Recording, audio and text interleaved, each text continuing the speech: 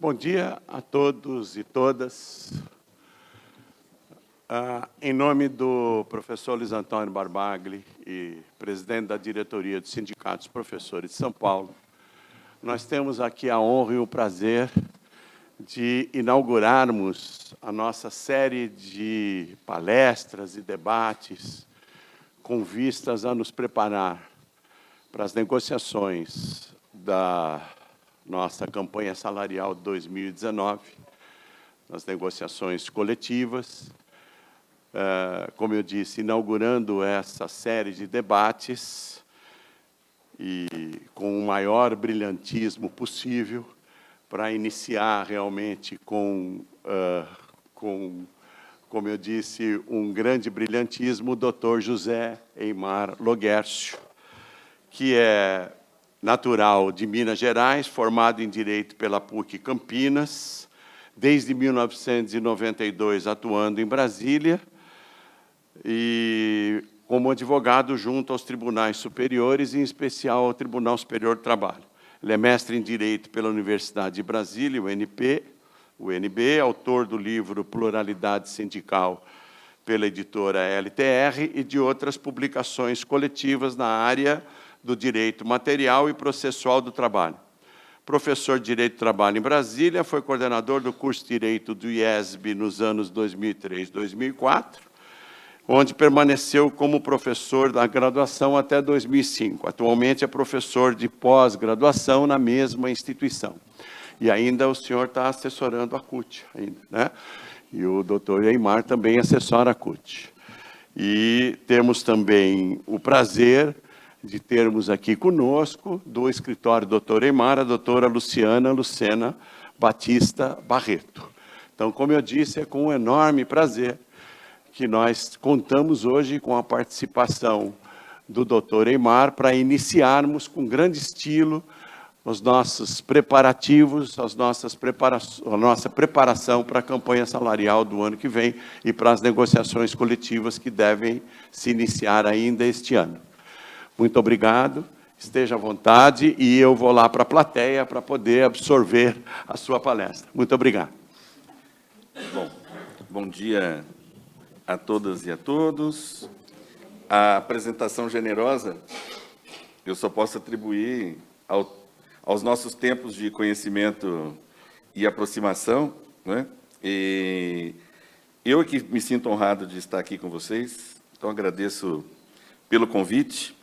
E me trouxe uma enorme responsabilidade, né, que é abrir essa série de diálogos, mas espero que seja, de fato, para nós todos, para vocês, para mim, uma oportunidade de reflexão, de conversa, e, de fato, no momento em que nós precisamos disso, né?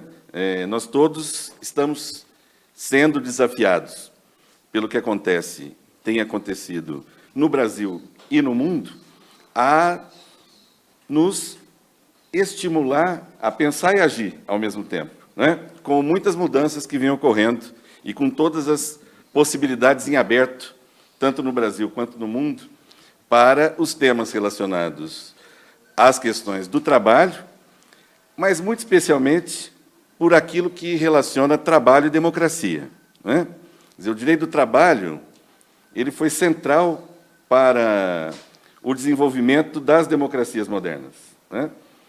Porque, a partir do trabalho, é que se instaurou um conceito de cidadania, inclusive do ponto de vista jurídico, nas constituições, nas grandes normativas internacionais, a partir da OIT, a partir da ONU, e, portanto, o século XX, sobretudo depois do pós-guerra, né, ele experimenta um tipo de direito do trabalho que é um direito do trabalho inclusivo. Um direito do trabalho que nos faz pensar, né, que o trabalhador é um sujeito de direitos, mas não apenas do ponto de vista de uma ordenação jurídica simplesmente retórica, mas aquele sujeito de direitos efetivo, aquele que pode morar bem, a partir do seu trabalho, pensar na sua vida em família, portanto, em constituir uma família, em pensar no seu trabalho e no pós-trabalho, portanto, nos sistemas de previdência social para o não trabalho, que pode também pensar no trabalho e no não trabalho quando surge algum tipo de doença ou um acidente do trabalho, que lhe permita, portanto, ter, a partir, né, de uma perspectiva de estado de bem-estar, viver a sua vida a partir do seu trabalho, e quando já não mais tem condição de trabalhar, seja por uma questão de intercorrência de saúde, seja porque chegou o tempo da sua aposentadoria, que terá também, portanto, uma aposentadoria ou um benefício que lhe assegure uma continuidade de vida digna. E é esse modelo, é esse sistema que está em ruptura em todo o mundo, e muito especialmente no Brasil. E isso tem tudo a ver com a discussão das democracias, da crise da democracia, da crise das democracias liberais, enfim. Então, o nosso tema hoje aqui é terceirização e trabalho decente. Opa, trabalho docente. Mas, no final, eu vou dizer, só há trabalho docente sendo trabalho decente, né? Então, essa vai ser a minha linha de trabalho aqui com vocês. Vou, inicialmente, conceituar um pouquinho essa questão da terceirização e depois vou abrir para algumas reflexões que a gente possa fazer aí ao longo do tempo, e, mais importante, é deixar um espaço para que nós possamos dialogar. Então, dando uma sequência aqui. A relação de trabalho, ou a relação de emprego clássica, aquela que nos fez atravessar, digamos assim, praticamente o século XX, ela está baseada no contrato de trabalho. Portanto, numa relação de emprego entre dois sujeitos. O empregador, aquele que, portanto, oferece o trabalho, contrata, dirige e assalaria. E, de outro lado, o empregado, que é uma pessoa física que dedica o seu trabalho com pessoalidade, com onerosidade, porque ele recebe salário, não eventualidade, porque ele é um trabalhador permanente, e subordinação. Os dois elementos centrais dessa relação são exatamente a subordinação, que é uma subordinação jurídica. Por quê? Porque é o empregador quem dirige a atividade econômica. A forma como ele dirige nós podemos discutir, mas é ele que dirige, portanto, ele assume os riscos da atividade econômica. Ele não pode dividir o risco da atividade econômica com o empregado, né, com aquele que ele assalaria, né, e, de outro lado, aquele que oferece o seu trabalho para um tipo de atividade e se desenvolve a partir dela, né. Essa é a relação jurídica clássica, tradicional, que permitiu, digamos assim, o desenvolvimento dos grandes modelos de sociedade assalariada no mundo a partir da industrialização, né?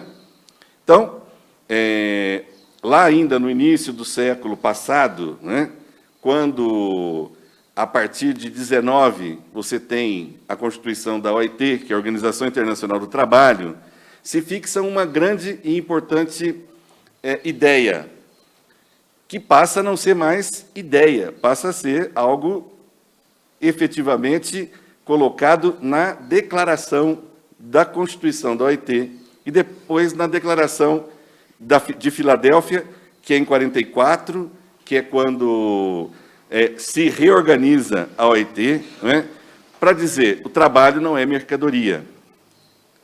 Qual é a importância dessa frase e qual a atualidade dessa frase? Nós precisamos pensar e trabalhar um pouquinho sobre isso, não é? Trabalho não é mercadoria. Algo que seria de uma certa obviedade, mas que, ultimamente, não parece tão óbvio assim, não é? De que o trabalho é trabalho humano, não é?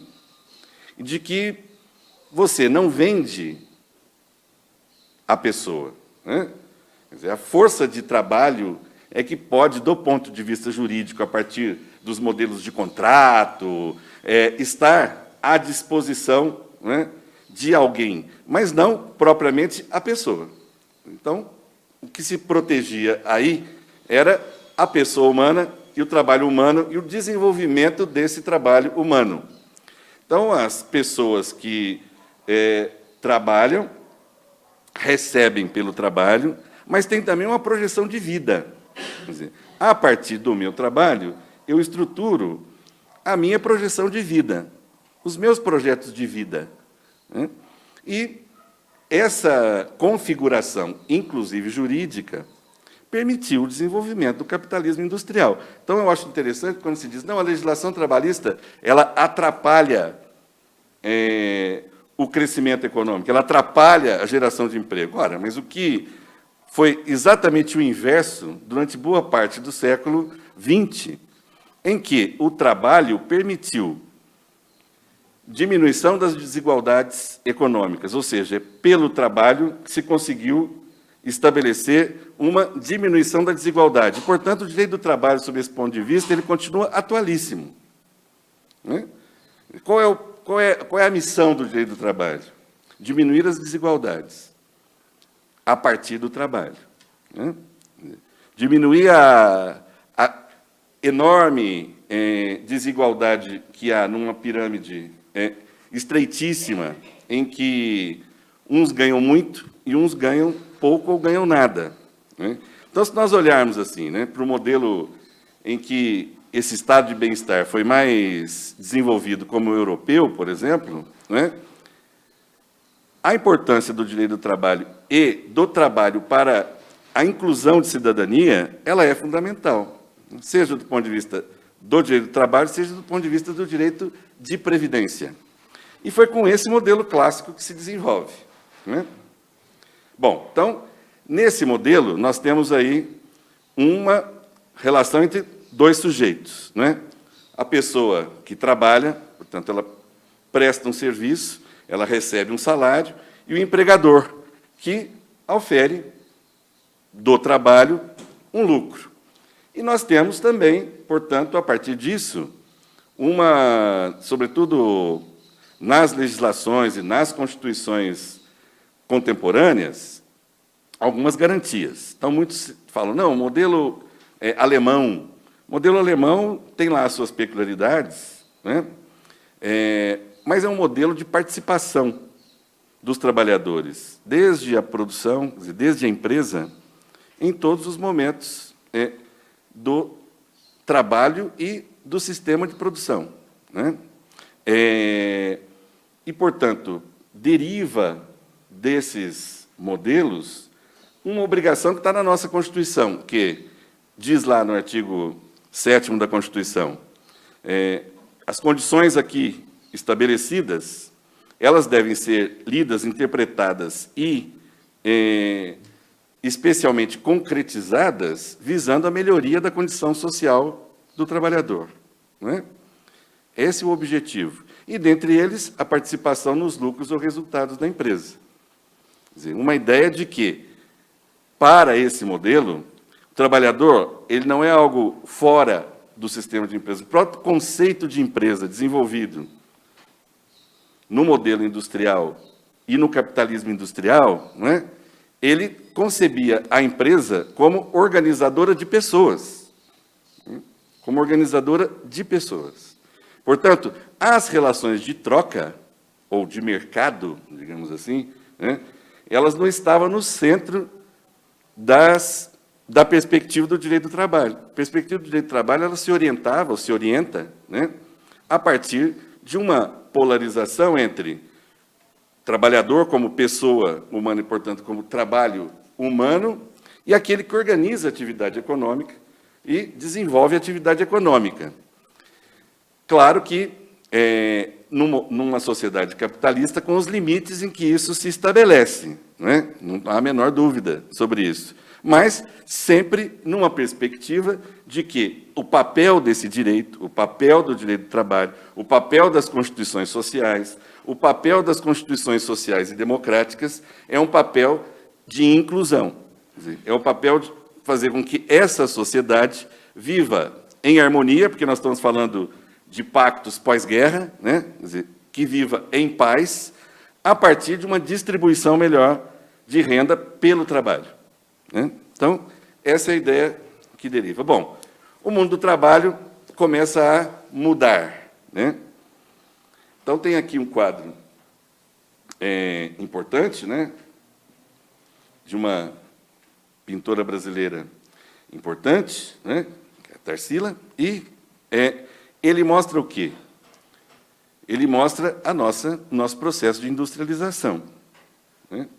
Ele externaliza uma mudança na sociedade brasileira que passa de um modelo rural para um modelo de indústria na década de 30 e 40. Né? Nós não resolvemos várias das nossas mazelas passadas, elas continuam, né, carregadas na nossa história com todas as contradições dessa história.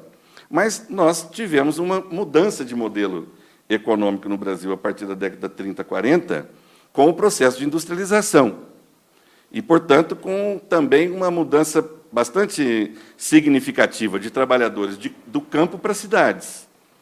Então, nós temos um processo de urbanização, de industrialização, e onde o direito do trabalho, onde a CLT, na parte do direito individual do trabalho, foi importantíssima para exatamente permitir esse processo de industrialização e essa mudança de configuração do rural para o urbano.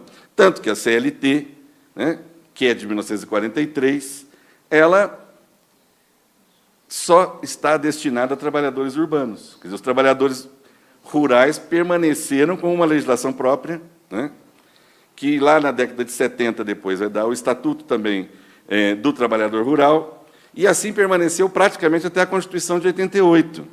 Não é?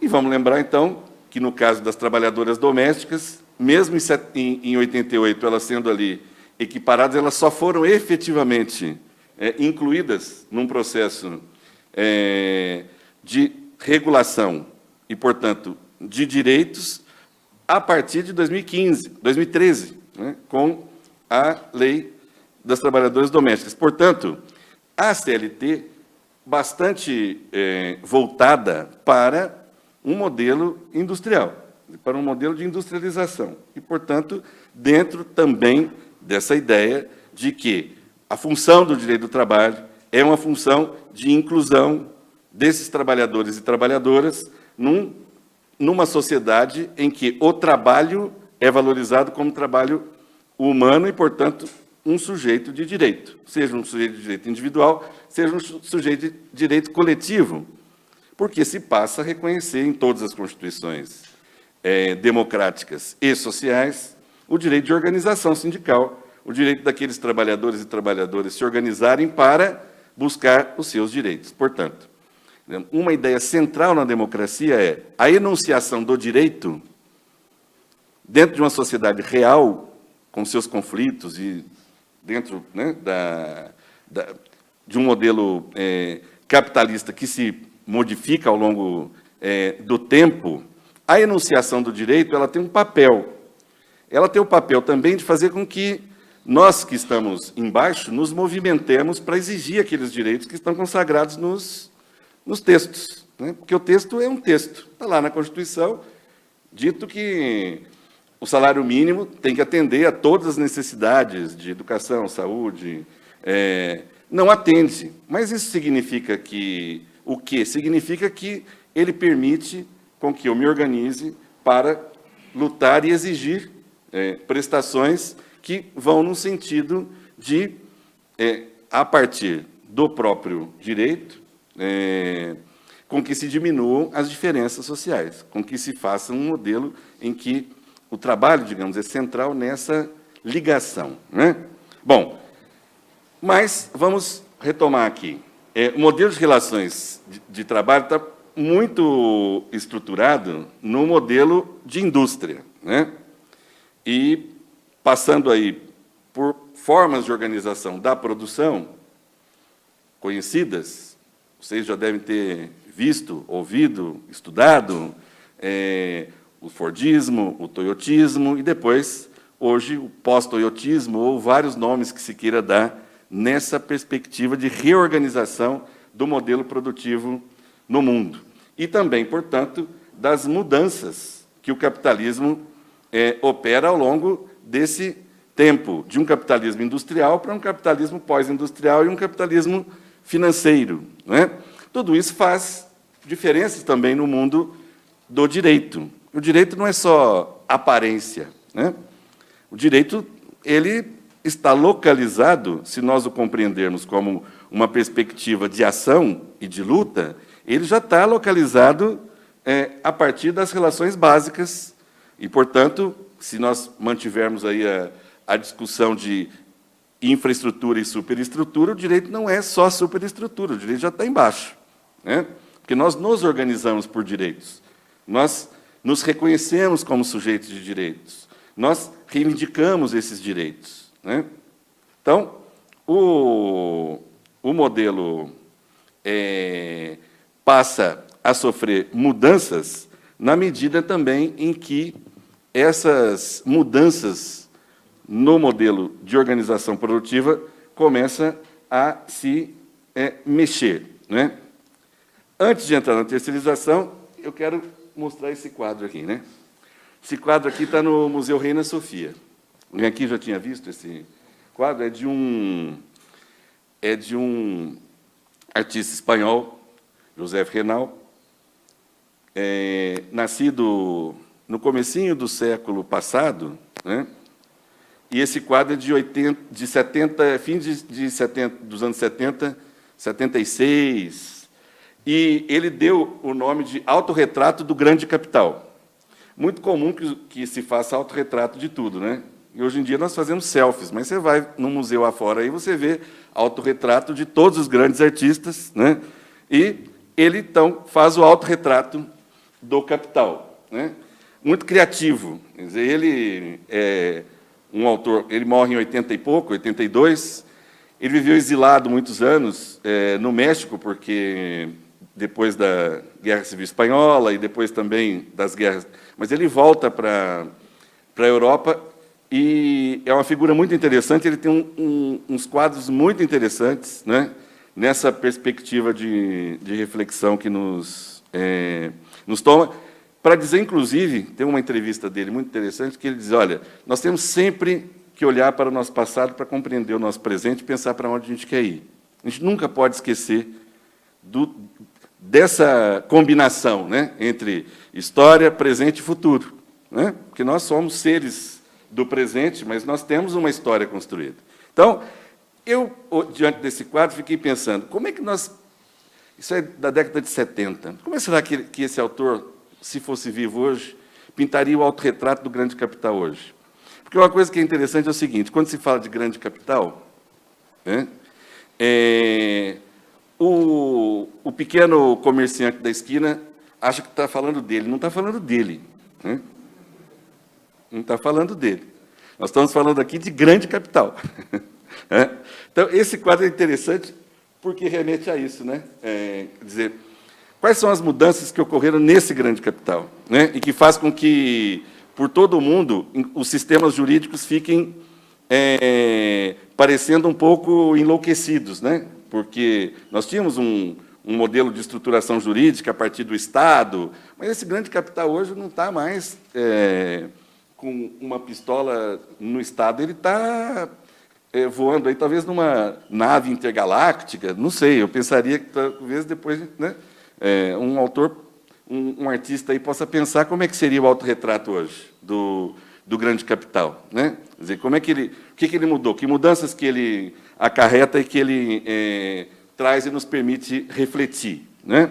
Então, a terceirização está dentro desse ambiente, né? Para a gente aí pegar o fio condutor do nosso tema, né? Está dentro de uma discussão de reestruturação de cadeias produtivas, de reestruturação do modelo de capital e do modelo de organização. Claro que isso depois passa também para todas as outras áreas do trabalho. Ela é recuperada por outros setores que não apenas a indústria, né? Para o setor de serviços e para todos os outros, até chegar no nosso terreno aqui, que nós vamos depois, no final, refletir, que é como é que se discute o trabalho docente dentro dessa reestruturação, né? Mas, quais são os perigos colocados por isso? Bem, se inicia, de fato, com um processo de reestruturação produtiva, e permanece assim em alguns setores. Alguns setores deslocaram a sua forma de produzir local para desterritorializar o trabalho. Então, algumas empresas passaram de um modelo de produzir tudo, né? Tem aquelas clássicas fotos de cidades do modelo industrial que desapareceram, né? Quer dizer, periferias que foram organizadas, cidades que foram organizadas em torno de grandes empresas, que depois ficaram vazias. Como ficou vazio, em momento anterior, o rural em relação ao urbano, né? Por quê? Porque essas fábricas deixaram de produzir tudo diretamente, passaram a fazer um processo produtivo diferenciado. Se esse processo produtivo diferenciado está baseado no trabalho humano, na valorização do trabalho humano, dentro de uma cadeia produtiva que respeita todos os direitos de todos os trabalhadores, inclusive de se organizar sindicalmente, de ser reconhecido, de ter negociação coletiva, ótimo. O problema é que esse deslocamento vai acarretar um efeito colateral, que é o da precarização. Quer dizer, trabalhadores que eram contratados diretamente e que tinham, portanto, uma perspectiva de inserção social, pensando no seu hoje, no seu amanhã e no seu depois de amanhã, né, passaram a não ter mais essa garantia. Passam, portanto, a conviver com um modelo de contratos flexíveis, de contratos temporários. E esses modelos eles vão gerar, ao longo dos anos, sobretudo nos períodos de crise econômica, a partir dos anos 70, 80 na Europa, né, uma onda de precarização a partir de modelos de contratos temporários, especialmente contratos temporários. Então, por exemplo, na Itália tem o que eles chamam de voucher, que já deveria ter acabado, foi reinaugurado com alguma discussão, que era o voucher. O voucher é uma quantidade de horas que você vai e se habilita a trabalhar. Então, olha, tem aqui um voucher de 20 horas para você trabalhar na minha empresa. Então, eu me habilito para trabalhar 20 horas, recebo pelas 20 horas trabalhadas e ponto. Terminou aí a responsabilidade da empresa e terminou aí o trabalho com o pagamento daquele salário. O que essas coisas vão acarretando, né? Quer dizer, elas vão acarretando uma forma de enxergar o trabalho, não mais como trabalho humano, mas como mercadoria. Eu compro 20 horas de trabalho, remunero as 20 horas de trabalho e ok. Então, eu remercantilizo a ideia de trabalho, né? O trabalho é pago pela hora, pelo tempo que ele trabalhou e nenhuma outra responsabilidade. E qual a responsabilidade, ou a função social da empresa? Como é que é essa empresa pensada do ponto de vista da organização de pessoas? Então, portanto, de uma questão de reorganização produtiva, de reorganização de formas de trabalho, de organização da produção, se passa uma concepção mais larga, né? Nós passamos a trabalhar com outras subjetividades, né? Com outra ideia do que é permanente provisório, do que é contrato por prazo indeterminado e contratos por prazo determinado, aquilo que é perene e aquilo que é passageiro. Nós passamos a incorporar elementos do nosso dia a dia, inclusive, né, que dialogam muito com essa subjetividade construída, né, que vai deixando de perceber que o trabalho humano é fonte e necessariamente modelo de uma democracia social que produziu paz por um tempo determinado no mundo, né? Passamos a enxergar o trabalho de outra forma. Passamos a pensar, inclusive, que é melhor ter esse tipo de trabalho do que não ter nenhum trabalho, né? E aí, portanto, a gente começa a reconstruir esse mundo do direito do trabalho a partir dessa ideia, né? de que, bom, temos que fazer as reformas na legislação, porque é preferível ter algum trabalho, ou qualquer trabalho, do que não ter nenhum trabalho. E a nossa sensação começa a ser aquela de que, olha, já não há trabalho para todo mundo, não há emprego para todo mundo, né? No tempo da robótica, do pós-robótica, porque nós já estamos num outro momento da tecnologia, não haverá trabalho para todo mundo. Como é que a gente resolve isso? Com qualquer tipo de trabalho está bom. E a gente, portanto, qual é o risco de deslocar o trabalho humano para uma ideia de mercado, de compra e venda dessa mão de obra, né? Algo que foi repudiado pelo direito do trabalho em todas as constituições contemporâneas, inclusive na nossa Constituição de 1988, que faz agora 30 anos, né? Portanto, a terceirização, ela é um dos elementos dessa reconfiguração aí, e dessa precarização dessas relações de trabalho. Por quê? Porque ela não é mais uma relação bilateral, de alguém que oferece e organiza a empresa e contrata trabalhadores que se inserem naquela organização e que vão dinamizar aquele negócio e que vão, portanto, por conta disso, por conta do salário que ganham, consumir, e, portanto, ao consumir, eles vão gerar fontes novas de riqueza, enfim, né? Passa a ser uma relação entre três, entre a empresa que organiza e contrata outra empresa, e essa outra empresa contrata trabalhadores. Mas já não contrata mais, inclusive, trabalhadores naquele modelo tradicional. Contrata através de cooperativas, ou através de pejotização, ou através de novas formas de contrato, em que aquele modelo clássico que nós vimos lá atrás já não é o modelo preferente, porque aquele é um modelo pensado para a inclusão, pensado para a diminuição de desigualdade. Aqui, né, começa a ficar mais complexo. Nós temos, às vezes, a ocultação do verdadeiro empregador. A cadeia é tão distante de quem está contratando, em alguns setores isso é muito fácil da gente enxergar, né? Vimos, na época da construção aqui de Guarulhos, né, um grupo de trabalhadores lá que não se sabia exatamente quem os tinha contratado, quem os pagava, e a cadeia de produção para eles. Na área de roupa, é muito comum nós encontrarmos aí, né?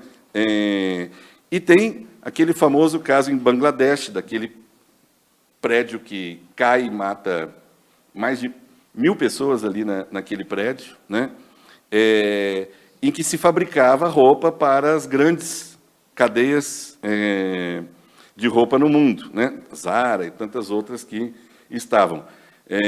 Daquele processo, inclusive, daquela tragédia, o movimento sindical consegue fazer uma articulação internacional e hoje, inclusive, tem um acordo transnacional muito significativo em relação a garantias de trabalho para aquelas trabalhadoras lá, pensando um pouco nesses deslocamentos territoriais aí dessas cadeias produtivas, né? Mas o fato é que essas cadeias produtivas elas podem se inserir, portanto, em setores de indústria, mas também no setor de serviços, mais próximo da gente. Essa terceirização ela pode ser o deslocamento para fora, mas ela pode ser o deslocamento para dentro, né? Ou seja, eu posso transferir parte do meu trabalho para uma outra empresa realizar e me entregar um determinado produto, ou eu vou, então, contratar essa empresa para internalizar determinados trabalhos que eu fazia com uma contratação direta. Aí começam a surgir as zonas cinzentas aí da terceirização e da precarização, né? Bom, nós já temos um ambiente de terceirização instalado há muito tempo no Brasil, com muita disputa, né? Primeiro, uma disputa do que pode e o que não pode ser terceirizado.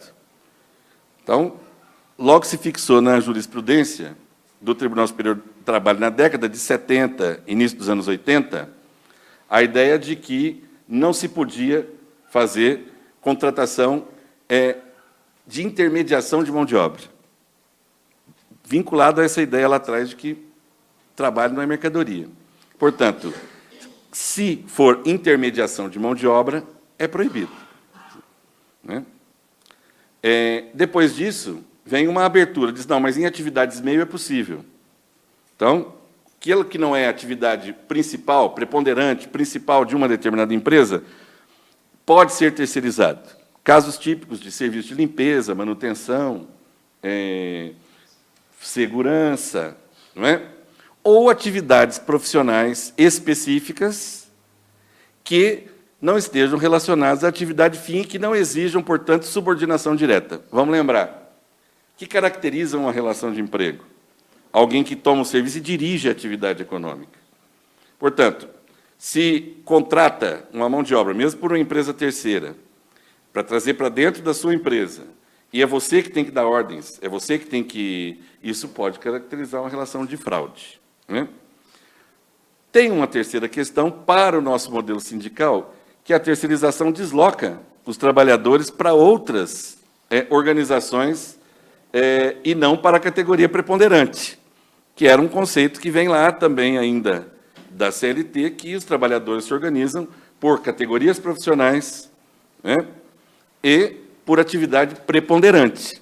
A empresa tem, portanto, um conjunto de atividades, mas a atividade preponderante é que organiza o modelo de sindicalização. Com a terceirização, isso se rompe, porque começa a surgir categorias novas, né, inclusive uma categoria que é a de prestadores de serviço, que de específico, como eu costumo dizer, não tem nada, é mais genérico impossível, né? Porque prestador de serviço para qualquer atividade econômica. Quer dizer, o que define a organização é a atividade econômica, é onde você se insere na cadeia produtiva, que pode ser direta ou elastecida, mas você está numa atividade principal que tem alguém que está lá coordenando e, inclusive, auferindo os maiores lucros daquela atividade desempenhada por todos aqueles trabalhadores da cadeia.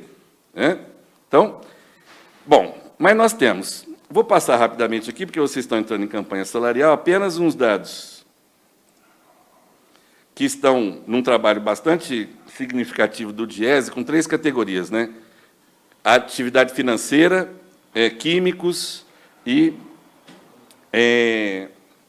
eletricitários, né? Para mostrar que, em geral, já onde esse tipo de terceirização existe, né, os trabalhadores contratados na cadeia de valor ou na cadeia produtiva estendida, eles recebem menos do que aqueles contratados diretamente, né, seja com valores de salário de piso, seja com benefícios. Então, se nós olharmos todo esse quadro, nós vamos examinar que aqui, por exemplo, no setor financeiro, há uma evasão, né, do trabalho financeiro para várias atividades. Por exemplo, Correio tem o Banco Postal, que não se reconhece como atividade financeira. Né? Então, está fora do sistema de regulação e do sistema de negociação da FENABAN e dos bancários. Portanto, não cumpre a Convenção Nacional dos Bancários. Trabalhadores têm outra regulação e têm, portanto, no caso aqui, pisos inferiores e benefícios inferiores. Trabalhadores que estão na área, que vão para a área de telemarketing bancário, trabalhadores que vão para a área de promotores de crédito, atendentes em lotéricas, todos estão na cadeia de valor do sistema financeiro. Mas para o nosso modelo sindical e para o nosso modelo de organização, né, sindical, eles estão fora do modelo do sistema de negociação principal da categoria bancária, né? E, portanto, progressivamente, o que a gente vê aí nesses dados, é uma perda e uma queda nos direitos.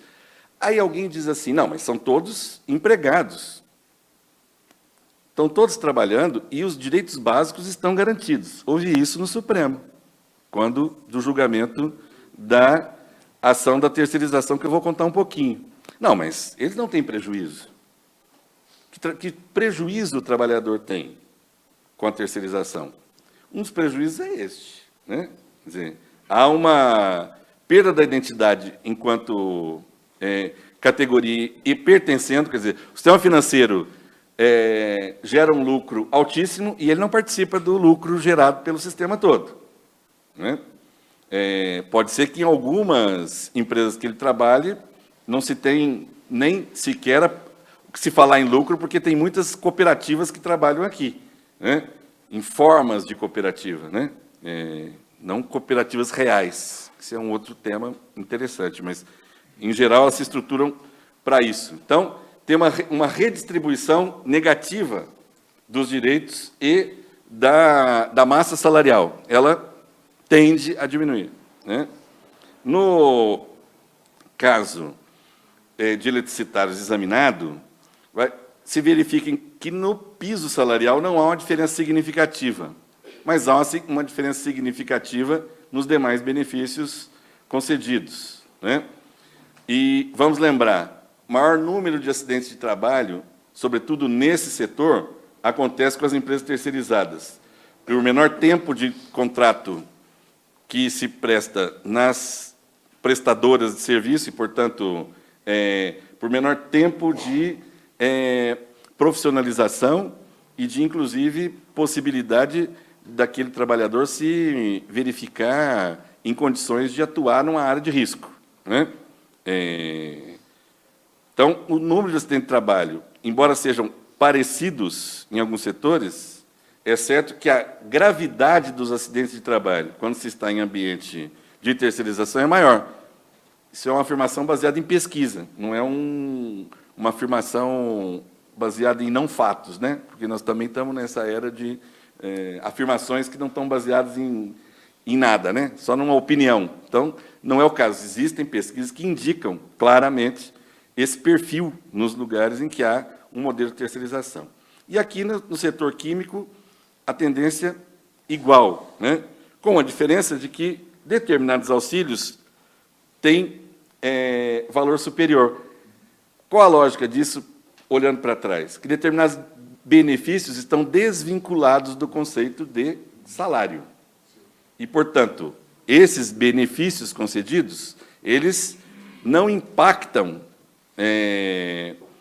a folha de pagamento para fins de fundo de garantia, depósito de fundo de garantia para outros, mas impacta a remuneração do trabalhador que, ao final, por exemplo, numa dispensa, não terá recebido o fundo de garantia sobre essas parcelas de natureza indenizatória, por exemplo, né? Então, bom, a terceirização na jurisprudência eu já falei um pouquinho, tivemos a súmula 331, mas vou chegar, para ser mais rápido agora, para a gente ir concluindo, no que o Supremo decide muito recentemente. Essa decisão do Supremo, ela vem agora, recente, né? Não está nem publicado ainda, em que o Supremo vai examinar a súmula do TST que dizia claramente: não pode haver terceirização na atividade fim, porque a atividade fim é aquela em que o empregador organiza a sua atividade para o que é central no que ele se propõe como empregador, como empresa, né? Então, nesse caso, tem que se preservar a contratação direta, porque se presume, nesse caso, que ele precisa dar ordens diretamente, quer dizer, que a subordinação aqui é direta, ou o que a gente chama no direito de subordinação estrutural, né? Quer dizer, hoje, nas grandes empresas, você não tem a figura do empregador, mas é ele quem dá os comandos da empresa, né? Então, ele quem dirige a atividade econômica e aufere o lucro daquela atividade, né? Bom, essa súmula foi questionada no Supremo e, já com a nova legislação, que eu vou falar rapidamente dela, mas o Supremo resolve examinar. O Supremo já vinha dando sinais de que não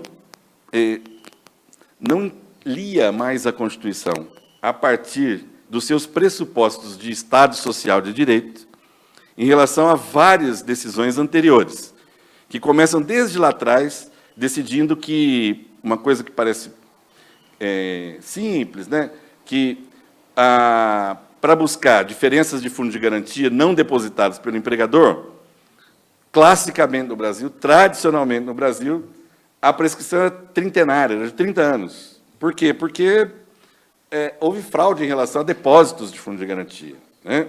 Então, e aí o Supremo passa a entender que são 5 anos apenas para reclamar esses depósitos, não é?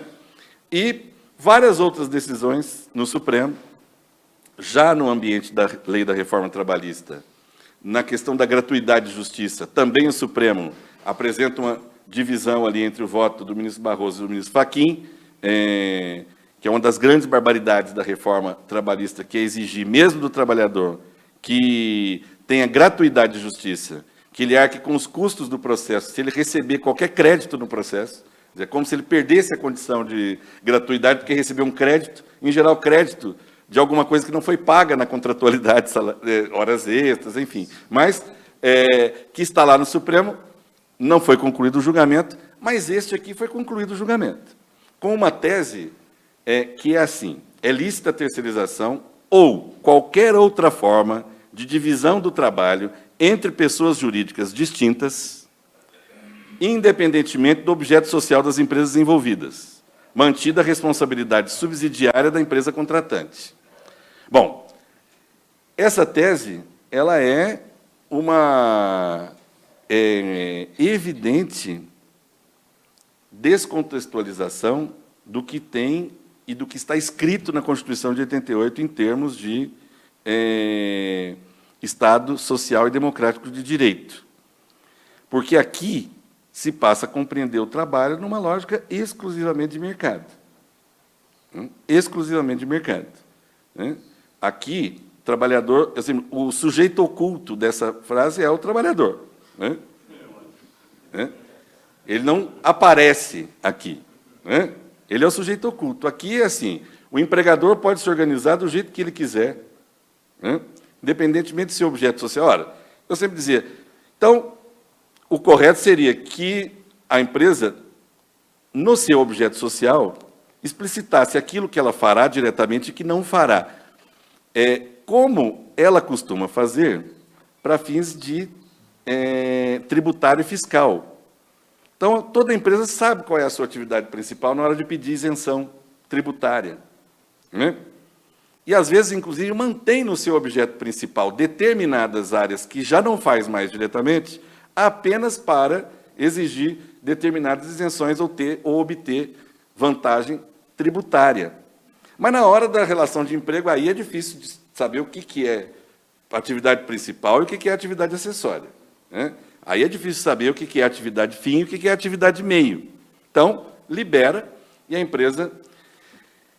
Esse acordo ele é lastimável do ponto de vista dos direitos sociais, porque ele desconsidera a prevalência na Constituição do trabalho humano sobre a livre iniciativa.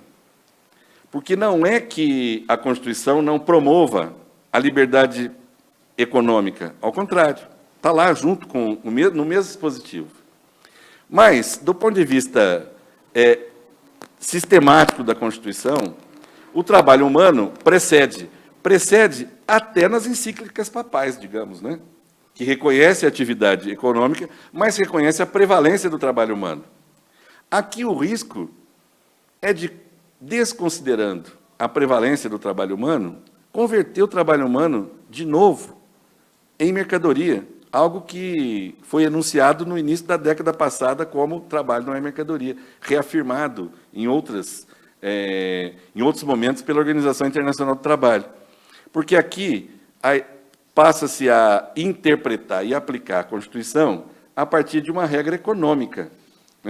É como se o direito, aqui, ele atrapalhasse a atividade econômica. E, por atrapalhar a atividade econômica, é preciso libertar essa atividade. Portanto, o direito que, numa compreensão aí, de imagem, colocou o capital na jaula, o animal na jaula, tá certo? Pensando nos outros aspectos da dignidade da vida humana, naquilo em que ele não tem compromisso, e não deve ter, mas que o papel do direito é fazer com que ele tenha, para que a sociedade, inclusive, tenha paz, possa progredir, que a atividade econômica não seja para simplesmente mudar o autorretrato do grande capital, mas que possa pensar em todas aquelas carinhas da Tarsila naquele outro retrato, não é? E, portanto, o direito, como se essa jaula tivesse se despregado. Agora, esse sujeito se movimenta, esse animal se movimenta, e, de vez em quando, a gente vai lá e indeniza o que ele faz de errado, né?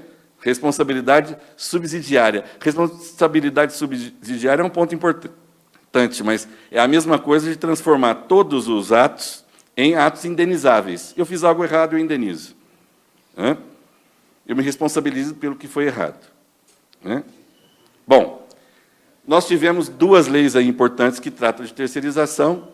Uma, que foi um passa-moleque do Congresso, porque, discutindo a 4330, que depois virou, o Congresso vai lá, puxa uma lei que estava lá desde não sei quando, né? E aprova a caixa rápida para, já naquele momento, reconhecer a terceirização de serviços determinados e específicos. Portanto, ampliando a terceirização, mas mantendo essa ideia de serviços determinados e específicos na terceirização.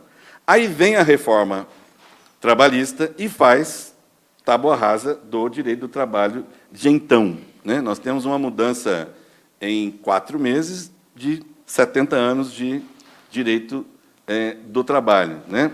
Com uma cesta, como nós já conversamos sobre isso, uma cesta de contratos possíveis, uma cesta de oferta, e agora o Supremo dizendo, não, agora o empregador se organiza como ele quiser, né? Ele pode se organizar. Essa lei, ela amplia, portanto, o rol de serviços, por usar uma expressão de pessoa jurídica de direito privado e usar o tomador de serviços e aquele prestador e a empresa prestadora de serviços, e assegura alguns direitos iguais caso o trabalhador contratado haja a mesma função na empresa tomadora e, portanto, assegura ali alguns direitos para esses trabalhadores contratados nessa perspectiva, né? Essa lei está impugnada no Supremo, mas o Supremo não examinou, estranhamente, né? Porque, na verdade, ele examinou com aquela tese que ele antecipa um julgamento de mérito da lei de terceirização. Mas é certo que ainda não de todo, né? Não examinou, de fato, ainda, mas, com a indicação que já fez, está claro qual será a sua posição, salvo se nós não tivermos aí uma possibilidade de reinterpretar todas essas matérias. Bom, esse é um ambiente geral aí. Então, nós temos uma desconstrução legislativa, nós temos uma desconstrução jurisprudencial, e nós chegamos agora no trabalho docente, para depois pensar no trabalho decente.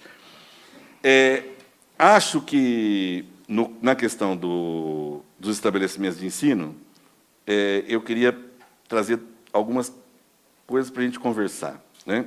Então, está lá na Lei de Diretrizes, né, que os estabelecimentos de ensino têm, respeitadas as normas comuns, a incumbência de elaborar e executar sua proposta pedagógica e administrar seu pessoal e seus recursos materiais e financeiros. Isso é uma obrigação do estabelecimento de ensino, público ou privado, né?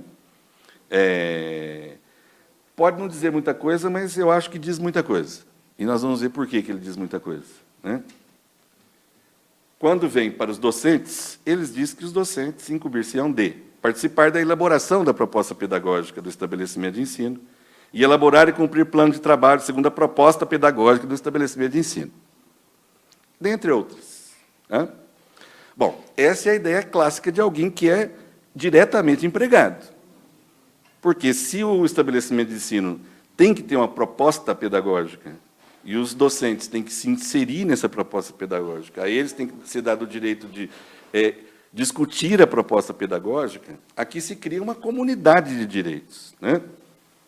Mais do que propriamente, porque depois tem também aqueles que se inserem do ponto de vista dos alunos, dos pais, enfim, da comunidade como um todo. E eu acho que essas coisas é que nós não podemos perder de vista, né? Quer dizer, o que se perde quando se fala em terceirização?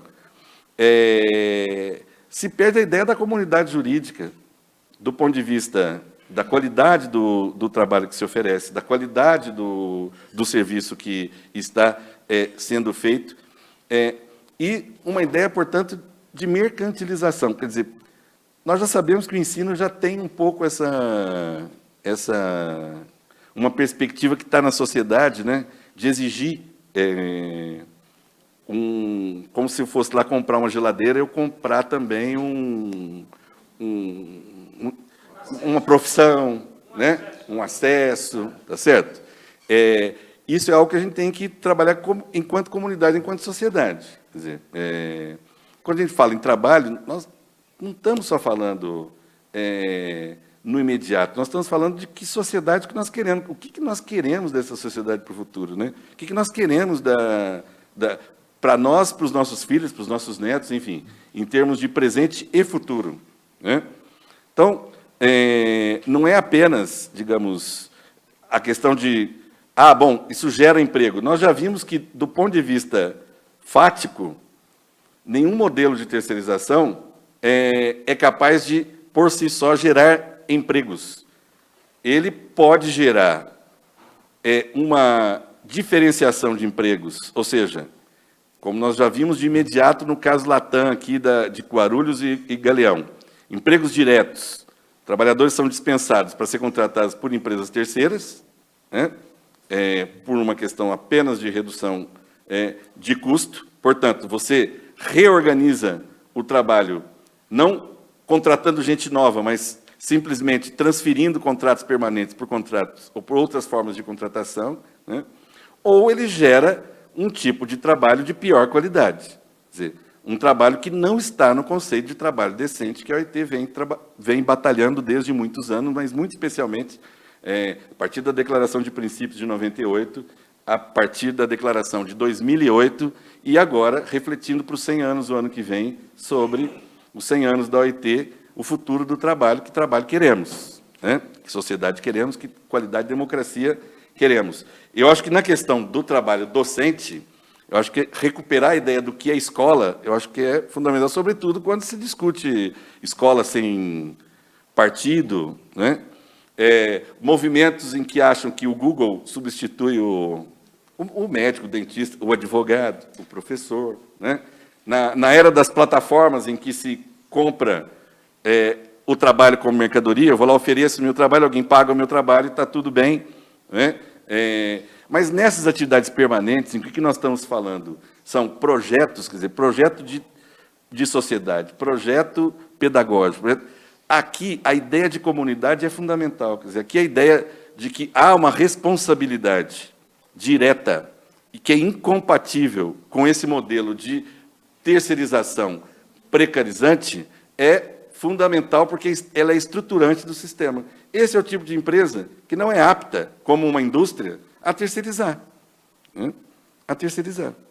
Mas começam essas pontinhas, né? Olha, quem sabe professores de educação física. Não é a minha atividade, não está inserido na minha atividade. Eu terceirizo os professores de educação física. Ou para uma... Isso, vai lá, né? Faço vários convênios com várias academias e tal. Então, esporte não é uma questão fundamental. Bom, como projeto pedagógico, talvez nós precisássemos repensar se é ou se não é, né? Porque boa parte da inserção de jovens, sobretudo no mundo atual, se dá pelo esporte, né? Mas se ele vai pensar que o esporte é ir na academia, bom, de novo a minha pergunta, que tipo de sociedade nós estamos construindo? Ele vai lá, faz academia, quer dizer, está inserido numa ideia de projeto ou não está inserido? Tá. Bom, mas aí tem uma grande cooperativa de professores de história, são os melhores professores de história, então os professores especializados de história, os professores especializados em matemática, em inglês, em francês, o que quer que seja. Isso é compatível com a ideia de projeto pedagógico, de obrigação da instituição de ensino para o desenvolvimento do seu projeto pedagógico, né? E esses são temas que podem estar numa negociação coletiva, né? Ou que devem estar numa negociação coletiva. Hoje se discute, por exemplo, na questão dos trabalhos em rede, dos modelos uberistas que se quer para facilitar, a ideia da negociação coletiva sobre o logaritmo. Se você não tem controle sobre o logaritmo, você não tem. E são ideias novas que surgiram com a mudança de perfil, não é? Portanto, pensando o trabalho docente, né, há aí uma vinculação necessária com a ideia de projeto pedagógico, portanto, de projeto de sociedade, de desenvolvimento, de ideia de que nós precisamos, né, enquanto comunidade, saber que tipo de escola queremos e o que ela oferece, e como oferece, com que qualidade oferece.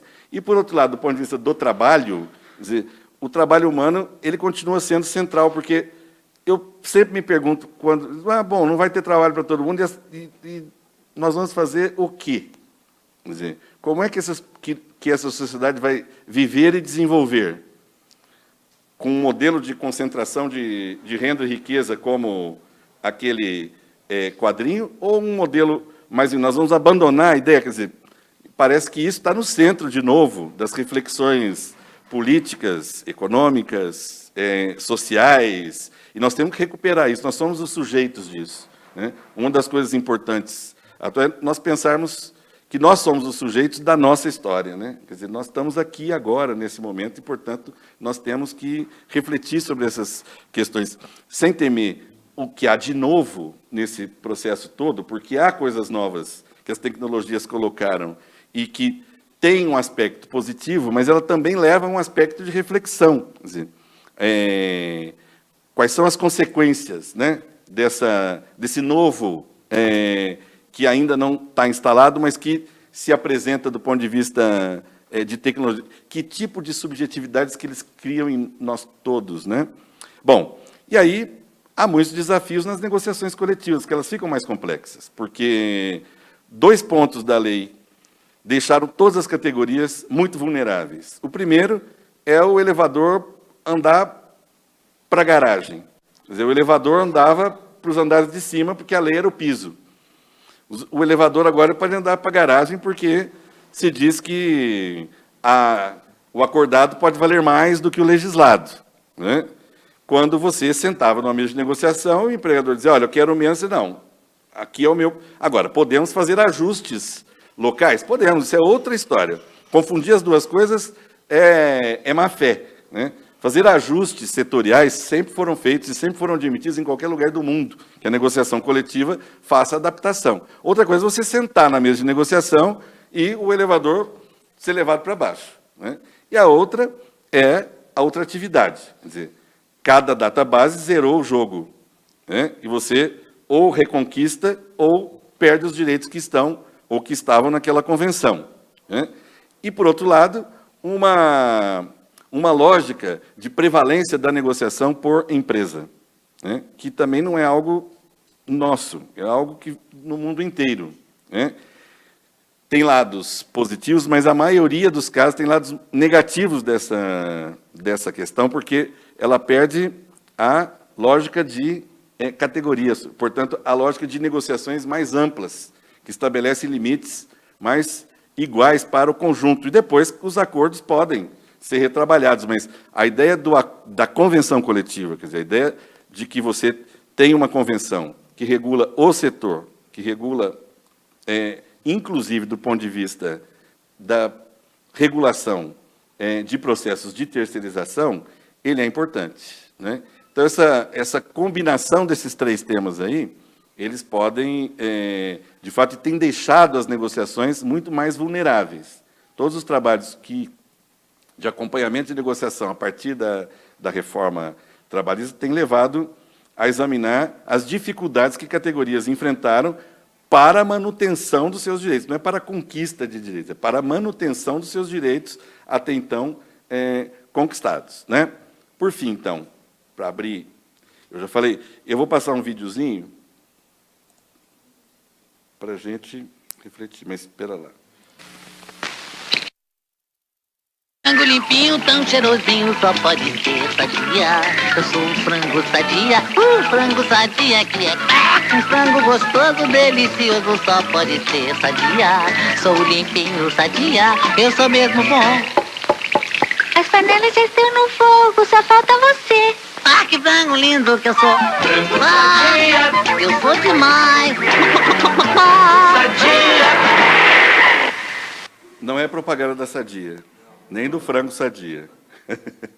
Aqui é um clássico que é o peru no Ano Novo, o frango feliz, né? Porque está ali tomando banho, ficando limpinho, sendo bem alimentado, e ele vai virar, salve mal ele que vai para a panela, e ele feliz da vida, com aquela... O peru também, né? Se coloca o peru do Natal, ah, que maravilha, chegou o Natal. Tem um outro que é o do peru também, que é muito interessante. Eu estou aqui sendo bem alimentado, a vida vai continuar assim para mim. Tem uns clássicos, né? Até na filosofia, diz, olha, o frango era sempre alimentado pelo dono lá, e ele ficava feliz, os outros diziam para ele, nós precisamos nos organizar, a coisa não está bem. E ele dizia, nada, que isso, eu sou bem alimentado todo dia, vem aqui, olha, meu patrão traz comida, estou engordando, estou feliz aqui, e o mundo não vai mudar nunca, né? Até o dia que ele vai para o abate, né? E não tem. Tem uma história clássica dos direitos fundamentais, que é a história do atirador de anões, que é um fato, não é uma anedota, né? Havia uma brincadeira de atirar anões, né? Os anões eram atirados e havia um deboche sobre os anões e tal, até que se levou essa questão para examinar numa corte internacional que diz, olha, isso atirar anões é uma forma de ofender os direitos fundamentais daquela pessoa, porque ele é uma pessoa que está sendo ridicularizada e, portanto, proíbe a brincadeira de atirar anões, né? E isso é considerado, no mundo dos direitos fundamentais, um momento importante de afirmação de que, mesmo que eu queira ser atirado, mesmo que eu esteja feliz, né, tomando meu banhinho para ir para a panela, que o direito tem uma função que independe da minha vontade. Eu posso não me reconhecer como um sujeito de direitos. Eu posso não me reconhecer como um escravo, eu posso não me reconhecer como mulher, posso não me reconhecer como homossexual, posso não me reconhecer como um sujeito de direitos, seja lá com que identidade for. Mas o direito está lá para proteger. Essa foi a ideia que presidiu, né, todas as democracias liberais, as democracias contemporâneas, que deram modelos jurídicos de constituições como a nossa, que é uma Constituição de Estado Social. E aí, mais adiante, assistindo um vídeo de um ministro do Supremo, ele faz uma segunda reflexão. Ele diz assim, mas o anão recorreu, porque o anão dizia, olha, eu antes não era ninguém, era inviabilizado, ninguém olhava para mim. Agora eu sou feliz, pelo menos alguém... eu venho aqui, participo dessa atividade, tenho um trabalho a fazer, eu nem trabalho tinha antes, né? E ele diz, olha, é preciso olhar os dois lados, né? E aí isso é uma desconstrução das garantias da Constituição Social, do Estado Social, e é nisso que nós não podemos nos converter, no franguinho feliz, tomando banho, esperando o abatedouro. Bom, eu espero que nessa primeira parte eu tenha conseguido passar alguma mensagem que a gente possa discutir sobre esses pontos. Muito obrigado.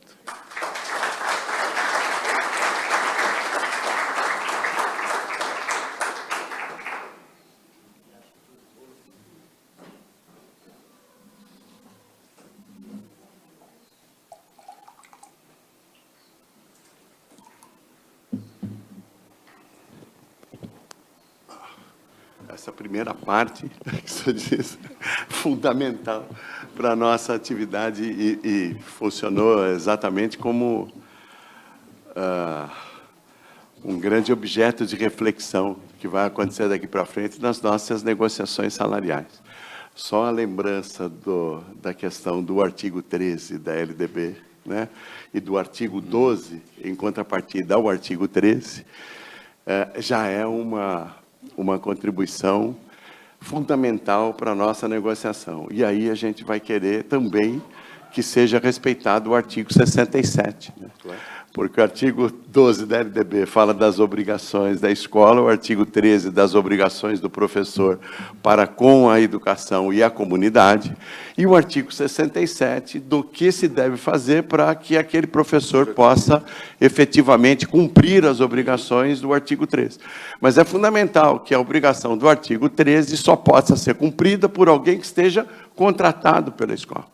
E não pode ser um elemento terceirizado. Isso é de fundamental importância.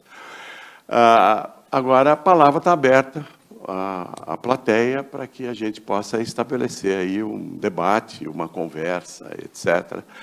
A doutora Luciana também está aqui, de repente pode participar também da nossa conversa. Professora Silvia, é interessante, então, que se fale no microfone para que possa ser gravado. Meu nome é Silvia, eu sou professora de Geografia do Ensino Médio e diretora do Sindicato dos Professores, do SIMP São Paulo.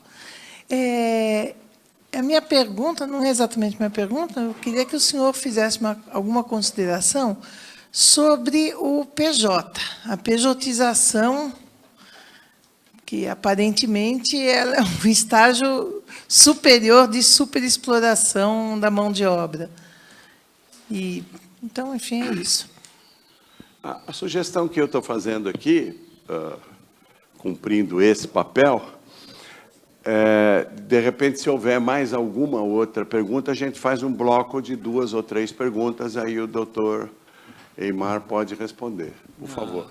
Aqui o Luiz Antônio. Eu vou perguntar, dá licença, só um momentinho. Na primeira tela de terceirização, que você vai mais para frente, aí acho que é a anterior, por favor. Eu gostaria que você fizesse uma exploração dessa relação civil com a relação trabalhista, que isso me parece que é uma coisa de extrema importância para a gente. Obrigado. Eu sou o Luiz Antônio, diretor do Sindicato dos Professores de São Paulo. Eu vou pedir para você se qualificar, se apresentar também, por favor. Meu nome é José Neto, eu sou professor de língua portuguesa e eu também faço doutorado sobre trabalho docente nas escolas privadas aqui da cidade de São Paulo. Então, meu interesse é mais em discutir uma parte específica da sua apresentação, que quando você mostrou as diferenças não, o artigo 12 e 13, uma das coisas que me chamou a atenção ali foi a participação no processo pedagógico que a escola propõe como um trabalho docente, né? Como uma relação que forma uma comunidade e tal. Mas a questão é que eu fiquei pensando,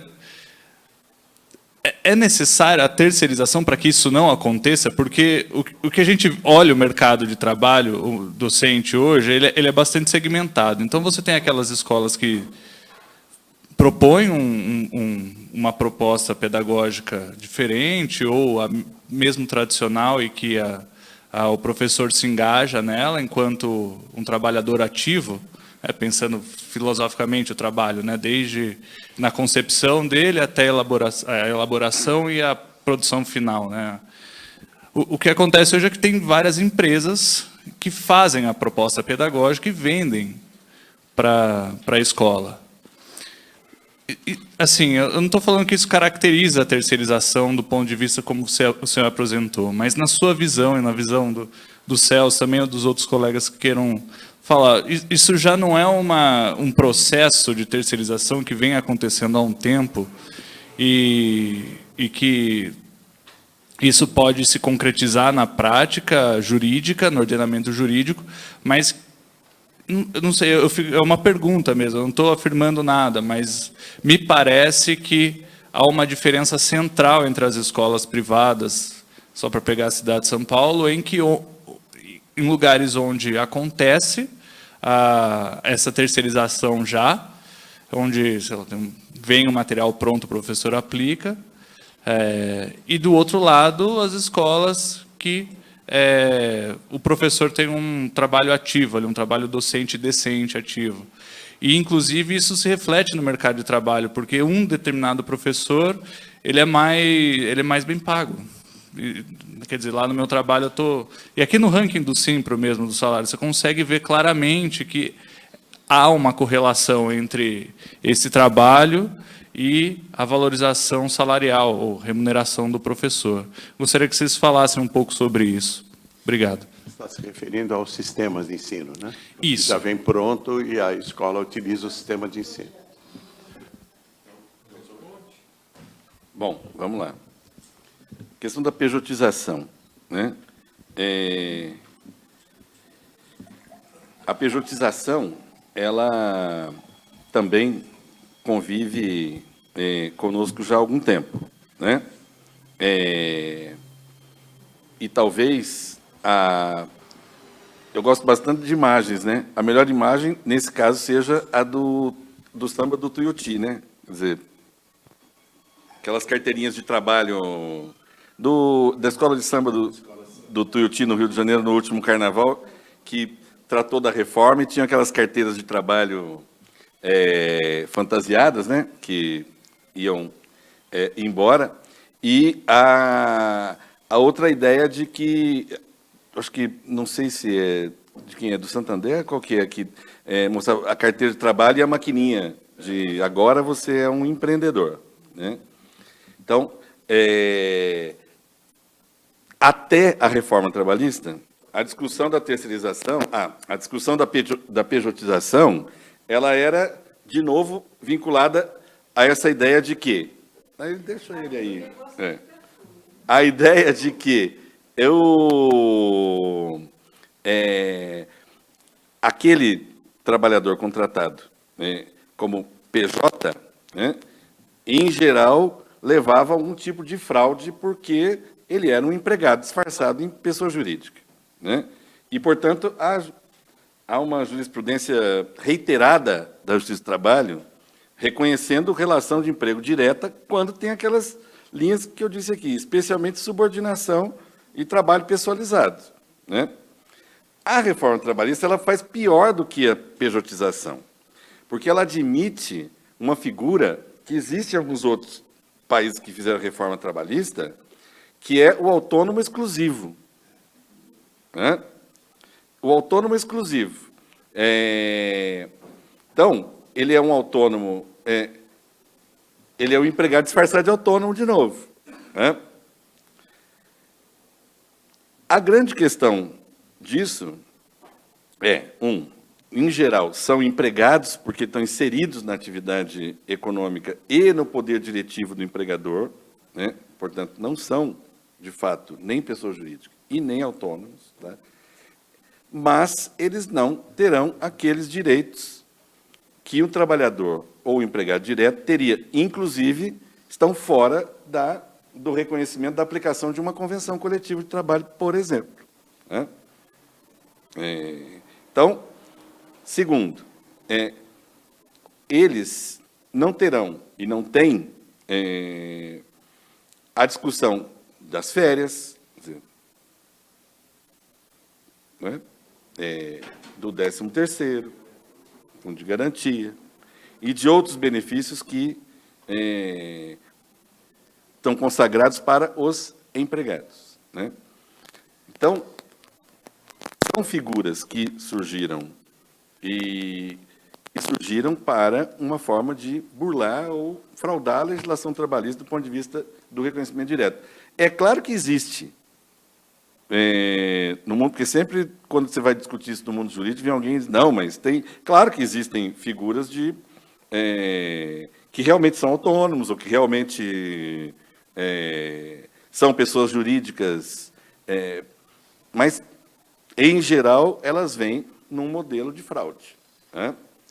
Nós vamos ter problemas pós-legislação trabalhista, se essa legislação não for modificada, porque elas diminuem a capacidade da Justiça do Trabalho examinar essas relações como fraude, que algumas delas foram, entre aspas, legalizadas. Então, esse é um ponto que vai estar em disputa sempre.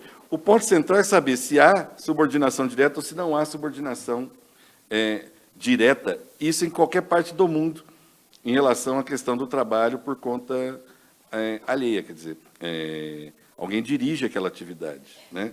E ele não se caracteriza realmente como um PJ ou como um autônomo, ele é um empregado, né? Então, a nossa dificuldade será, provavelmente, essa, né? No mundo todo se discute um pouco esse problema, né?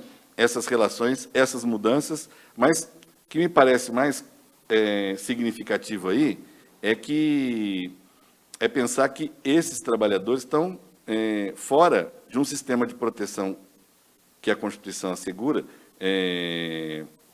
a eles, porque eles não se vinculam à empresa, né? Portanto, ele não tem uma garantia de pertencimento àquela empresa, nem a um grupo de sujeito de direitos para negociação coletiva, né? Então, é um problema. Bom, nós temos a sua... Isso. Relação civil, comercial, porque a empresa que toma o serviço de outra empresa tem com ela um contrato de natureza comercial e civil, né? Então, ela paga para essa empresa e a empresa é que remunera os seus trabalhadores, né? Então, ali é uma relação entre duas empresas e não tem nada a ver com relação trabalhista, né? Então, e aquela empresa prestadora de serviços contrata empregados e remunera os seus empregados, né? Então, a relação da prestadora de serviços com o seu empregado é uma relação de emprego, né? Com a tomadora de serviços é uma relação comercial, de natureza civil, tá certo? Então, são obrigações completamente distintas, né? O que a legislação vai fazer é dizer que se a prestadora de serviço não pagar, a contratante pode ser responsabilizada, né? Mas é uma responsabilização caso a prestadora de serviço não pague, né? A outra questão que eu acho que decorre disso aí também é o seguinte: tem uma portinha aberta na decisão do Supremo, que é uma diferença entre terceirização, né, e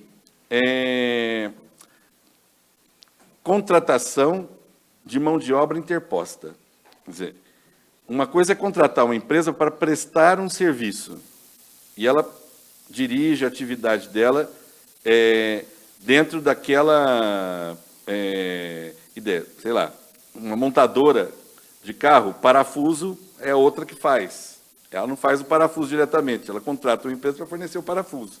A empresa vai fornecer o parafuso. A outra coisa é ela contratar para uma mão de obra que vem trabalhar na minha empresa. Quer dizer, eu faço o parafuso na minha empresa, eu contrato outra que empresta empregados para trabalhar fazendo parafuso na minha empresa, né? Isso é o que se chama de intermediação de mão de obra, que é a empresa que oferece mão de obra, né? Só era permitido nos casos de trabalhos temporários, aumento de serviço, aumento temporário de serviço, aumento de produção. Isso tem uma lei para isso, né? Fora disso, quer dizer, na atividade regular, é prática proibida. O Supremo, na sessão ali, começou a discutir um pouco isso, a diferença entre uma situação e outra, mas não chegaram a enfrentar, e me parece que há aí uma diferença significativa, como há em qualquer parte do mundo, né? Quer dizer, se você quer discutir modelo de organização produtiva com trabalho decente, é uma questão. Agora, se você quiser discutir intermediação de mão de obra como prática fraudulenta, é outra história, né? Então, reconhecer a possibilidade de que o sistema produtivo tem mudanças e que, ao ter mudanças, ele precisa proteger todos os trabalhadores nas mudanças que ele provoca, é uma coisa. Então, é possível que em qualquer área, inclusive na prestação de serviços, inclusive em trabalho docente, que se pense que houve mudança na forma, inclusive, com as tecnologias. Ensino à distância. Imaginando, né? O ensino à distância, ele provoca uma mudança no processo produtivo, né? Contratação de aula pela internet. Outro dia, viajando, encontro um casal e eles dizem que tem uma onda disso pelo mundo, de que tiram os filhos das escolas e fazem um processo próprio de aprendizagem pelo mundo. Quer dizer, isso acarreta mudanças. Agora, essas mudanças, elas podem vir acompanhadas, ou deveriam vir acompanhadas de proteção para aqueles que participam dessas mudanças, ou de desproteção total. O que nós temos visto é isso, é a desproteção. Quer dizer, como se fosse impossível encontrar formas de proteger o trabalho, e não é impossível, não é? Quer dizer, nossa própria ideia de organização dos trabalhadores por categoria, talvez tenha que ser repensada. O que é a categoria? Né? Isso, naquela ideia clássica, ela foi para o espaço, porque hoje a categoria ela é mais abrangente por conta de onde é que esse trabalho está se reorganizando, como é que ele está se reorganizando, né? Mas é fundamental a gente encontrar pontos que dialoguem, né, com essa realidade, mas pensando sempre numa ideia de que o direito do trabalho permanece como um elemento central para a questão da desigualdade, para a questão da igualdade e para a questão da redistribuição. Quer dizer, né? Nesse sentido, já indo para a sua pergunta, você tem razão, tem mudanças no modelo de negócios, né, da educação, que tem isso. A empresa compra um projeto ou um material, um pacote de outras, sobretudo em nível de esses cursinhos, enfim, de algumas, né? E mesmo na escola se tem esses modelos exato, em que você portanto tem aí um deslocamento, né, entre o que está escrito na lei como uma ideia de integração da comunidade ou dos docentes com o projeto pedagógico, portanto, com aquela comunidade, e o sistema que já está pronto do ponto de vista... Agora, fico pensando, mesmo num sistema pronto, né, ele tem que ser trabalhado no concreto em algum ambiente real, né? E, portanto, todos que estão envolvidos têm, de certo modo, uma forma de se inserir naquele trabalho, porque é impossível simplesmente reproduzir modelos, né? Quando você está... Claro, porque você não... A possibilidade de simplesmente reproduzir, do ponto de vista pedagógico, do ponto de vista psicológico, do ponto de vista até das relações jurídicas, é muito difícil que ela seja um processo absolutamente linear, né? Vertical. Quer dizer, quando chega no local, aquilo tem que ser retrabalhado. Ou aquilo é necessariamente retrabalhado, ainda com aqueles eixos, mas ele tem que ser necessariamente retrabalhado, né? Eu acho que esse é o elemento aí central para se pensar, né? De outro lado, assim, nós estamos falando em zonas muito cinzentas de mudanças, né? E o que me parece é que nós temos duas tarefas nessas mudanças. Do ponto de vista jurídico, uma delas é chamar a atenção para que as pessoas tenham consciência de que permanece como sujeito de direito. Quer dizer, ainda que ela esteja integrada num sistema, ela é um sujeito, ela não é simplesmente um reprodutor de ideias, né? Quer dizer, e isso tem consequências, né? Quais são as consequências dessa questão? Então, nós temos aí um papel de resistir, de certo modo, a determinadas facilidades que estão postas e que as pessoas imediatamente embarcam, porque nós vivemos numa sociedade em que essas subjetividades estão muito já interiorizadas aí, né? Quer dizer, o descartável, o fluido, o pensar no hoje, são coisas que estão aí, que, de certo modo, de vez em quando a gente fica achando, né, que nós aqui somos os jurássicos, mas, na verdade, isso é muito moderno, dizer que a gente resiste às coisas, né, e que a gente faz uma contracultura, isso é muito moderno. Tá? Lá na década de 20, os modernistas já nos mostraram que eles resistiam, de certo modo, pensando na frente, mas lembrando de coisas para trás. Então, assim, essa combinação, eu acho que ela existe, ela está aí. De certo modo, é uma forma de terceirizar, porque não é só a ideia de empregado que muda, né? A ideia de empresa tem mudado radicalmente. Quem é a empresa? Quem é o empregador? Quem é Também o outro lado tem mudanças muito significativas, né? Conceitual e real, né? Então, nós não temos todas as respostas, mas nós estamos inseridos num processo de mudança bastante significativo. Mas esses pontos eu acho que são os fundamentais. Existe um projeto pedagógico e toda essa comunidade tem que se inserir nessa discussão do projeto. Bom dia. Nós estamos transmitindo o evento pelo Facebook do Simpro e tem uma pergunta pelo Facebook do professor Gentil Gonçalves Filho, que é do Simpro Indaiatuba. Ele diz o seguinte: poderemos ter apoio do Ministério Público e organismos internacionais para minimizar os efeitos do processo atual de terceirização? Vamos a isso? Tem mais duas aqui, William.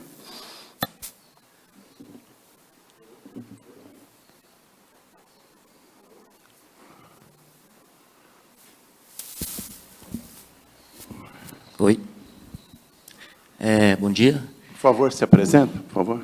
Meu nome é Vitor, eu sou professor de História de uma escola da Zona Norte e de uma escola do Centro. A minha pergunta vai num sentido mais prático, no sentido de que, dialogando um pouco com a pergunta que o companheiro fez ali, né, me parece que a terceirização, ela já, na verdade, já está posta para os professores. A partir de um ponto de vista do professor, né, não elaborar o plano, né, de educação já é comum para ele. Então, eu fico pensando como que é perigoso, na verdade, a questão da terceirização, porque para ele vai ser muito natural, né? E aí, no sentido prático, como que a gente pode pensar aqui, para mostrar para esse professor, né, como que isso é perigoso, né? Nessa questão. Eu tiro também uma outra questão que também está em ordem prática, com a terceirização, né, existe aí uma confusão entre atividade meio e atividade fim, né? Na verdade, a atividade fim ela vai ser terceirizada, né? E pensando na reforma do ensino médio, né, onde o que é preponderante são as matérias de português e matemática, né? E aí fica meio que como um notório saber as outras matérias. Se existe um risco efetivo dessas outras áreas serem terceirizadas, né? E qual é o papel, na verdade, do sindicato dentro desse processo, tendo em vista que o negociado é maior do que o legislado, né? Então, eu acho que assim, a questão da negociação, que até então ela foi algo que deu certo, né? Acredito eu que essa negociação ou ela tem que ser reconfigurada ou a base dos professores, né, ela deve ganhar um maior protagonismo nesse processo, né? Eu queria pensar o papel do sindicato também dentro dessa questão.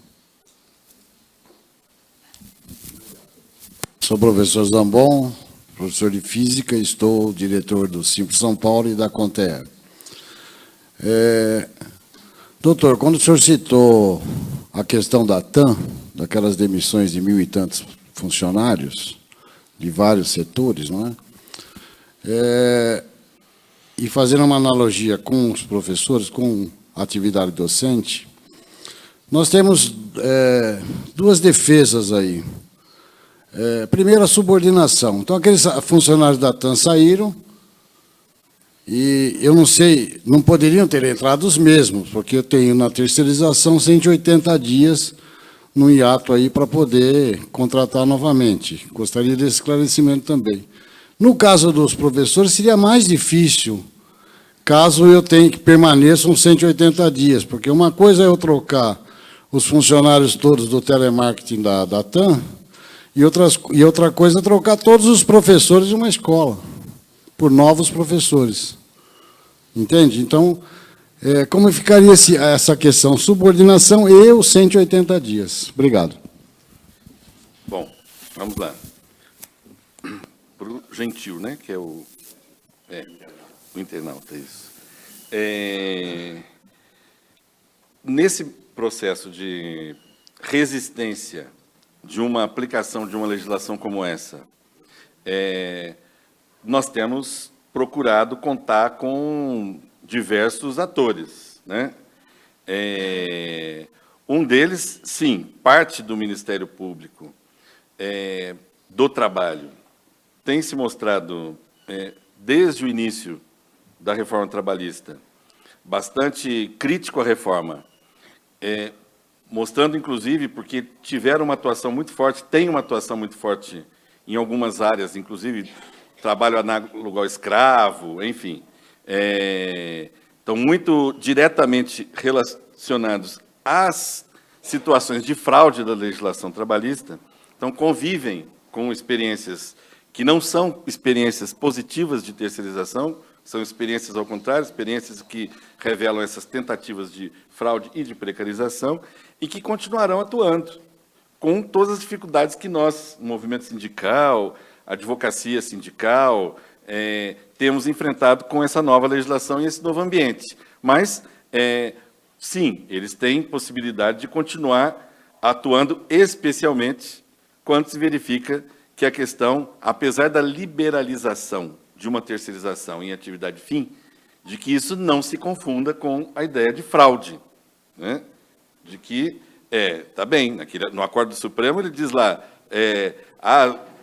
faz altos elogios ao processo de descentralização produtiva. Ok, mas isso tem consequências, e não se confunde com a simples substituição de mão de obra, porque isso, sim, pode caracterizar fraude. Então, organismos internacionais, como eu disse, ano que vem a OIT, que é a Organização Internacional do Trabalho, que é um organismo da ONU, que participam empregadores, representantes de trabalhadores e estados, e que tem, portanto, todo um problema também de configuração, mas é um organismo importante para essa discussão do trabalho decente e tem pensado sobre o futuro do trabalho, tem produzido sobre o futuro do trabalho.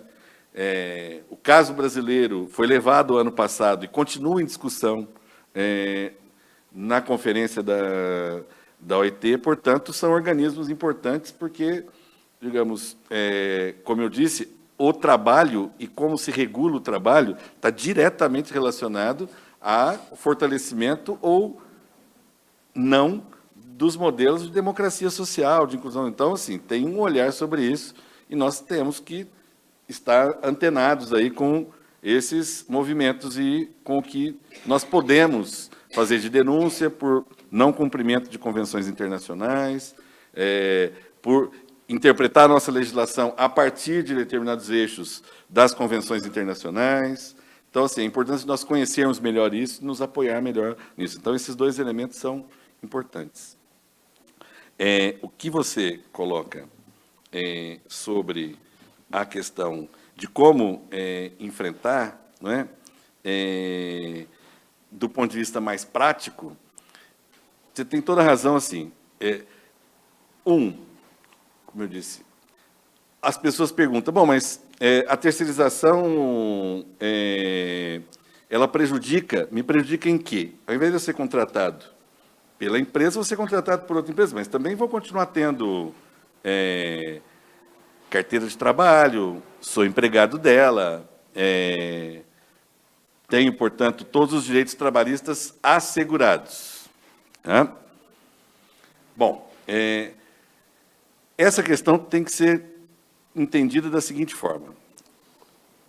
Para que, então, se ele vai ser empregado dessa outra empresa, por que ele vai ser contratado por uma outra empresa e não pela empresa principal? Se não for exclusivamente para reduzir algum valor do salário dele, seja agora, seja numa linha progressiva para o futuro. Não tem outra. Nesse caso, não tem outra.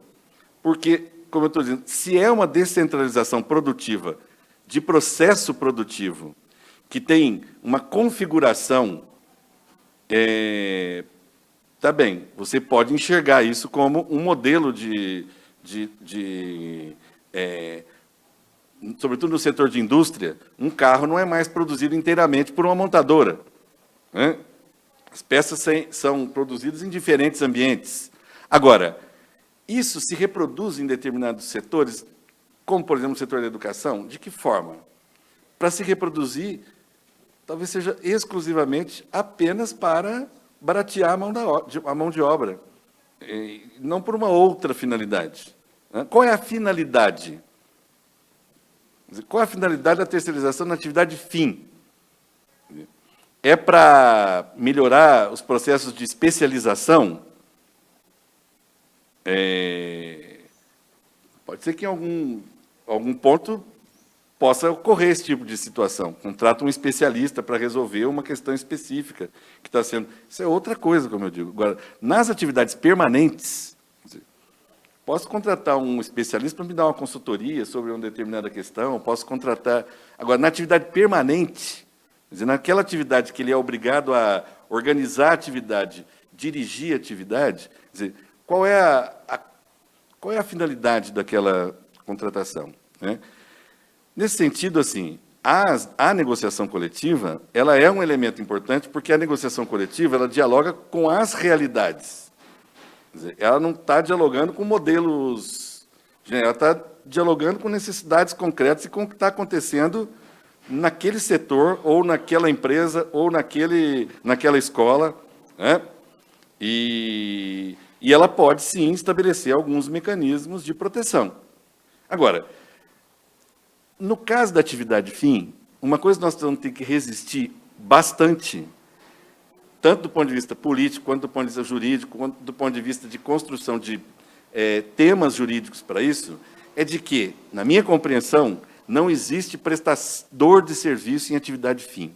Essa figura não existe. Se tiver a possibilidade, ou se num modelo for possível, contratar especialistas na atividade fim, aquele trabalhador na atividade fim, no caso da atividade docente, ele continua sendo professor, ele tem que estar inserido no contexto de uma convenção coletiva, ele tem que estar inserido no contexto de uma atividade, de um plano pedagógico, ele tem que estar inserido naquele contexto. Não tem como, na atividade fim não tem como. Né? Porque em atividade meio, você pode dizer, bem, a limpeza pode ser terceirizada, porque não é atividade fim. Melhor que ela não fosse terceirizada assim, né? Que ela fosse diretamente. Mas ali você não está diretamente relacionado a uma atividade. Portanto, você tem um contexto ali. Agora, na atividade fim, nós vamos ter que trabalhar juridicamente a ideia de que não existe a figura como categoria de prestador de serviço. Prestador de serviço em educação. Quem presta serviço em educação se tiver, né, é docente, é professor. Né? Não tem como dissociar isso. Né? Agora, existem formas, como vocês estão dizendo aqui, vocês convivem com isso, sutis de terceirização, né? Que são, às vezes, mais complexas de ser, inclusive, percebidas como terceirização. Você terceiriza determinados, inclusive o próprio projeto pedagógico, você transfere a responsabilidade para outra. Bom, aí vai ter que pensar mecanismos de trazer isso para dentro também da negociação coletiva. Na sua, você mantém o vínculo empregatício. Claro, né?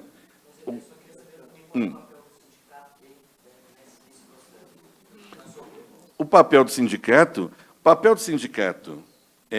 tradicionalmente, é um papel, além da parte organizativa, claro, que é uma parte importantíssima, mas, do ponto de vista jurídico, o papel do sindicato sempre foi o papel de regulação. Nós temos dois tipos de regulação jurídica para o trabalho. A lei, quer dizer, o Estado que produz lei, e o sindicato que produz norma obrigatória de aplicação para as categorias. Então, o papel do sindicato, isso, todos os trabalhadores têm que compreender melhor isso, né? É o papel de regular, é o papel de estabelecer norma protetiva. E aí, tem vários exemplos, por exemplo, em que países que convivem com subcontratação sem legislação conseguiram, por intermédio de negociação coletiva, estabelecer determinados limites para isso. Regras iguais, limites do que contrata diretamente, do que não contrata diretamente, que podem ser trabalhados em negociação coletiva. Quer dizer, a negociação coletiva, ela exerce um papel normativo. Um dos papéis importantes do sindicato, que você não pode retirar, é o papel normativo. Ele tem um papel normativo, quando ele estabelece uma convenção, quando ele estabelece um acordo coletivo. Então, esse papel ele é muito importante e cada vez mais importante, na medida que a lei deixou de estabelecer um patamar mínimo de garantias, né? Então, joga um papel importante, ainda mais importante, o papel da regulação pela negociação coletiva, né? Estabelecer limites pela negociação coletiva. Só para lembrar do seu... Já respondi? Ah, tá. Nesse caso, subordinação de 180 dias, os 180 dias é só para pejotização. Você demitir o empregado e recontratá-lo como PJ. Hã? São 18 meses. São 18 meses? Para que ele possa ser recontratado como PJ. Então, nesse caso específico aí, da TAM, eram trabalhadores operacionais que trabalham nesses aeroportos e foram recontratados, parte deles, nem todos, por empresas prestadoras ali na parte de manutenção, enfim. Então, eles não foram recontratados como PJ, foram recontratados por uma empresa de terceirização. Na prática, é mais ou menos a mesma diferença, que o PJ ele não seria empregado dessa outra empresa.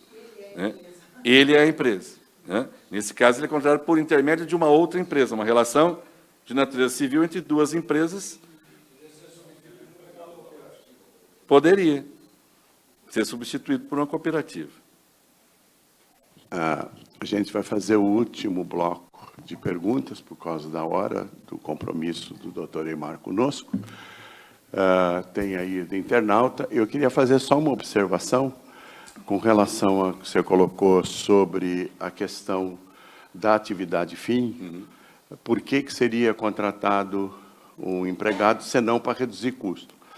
A minha preocupação, e aí é uma pergunta nesse sentido, é o enquadramento sindical da categoria patronal.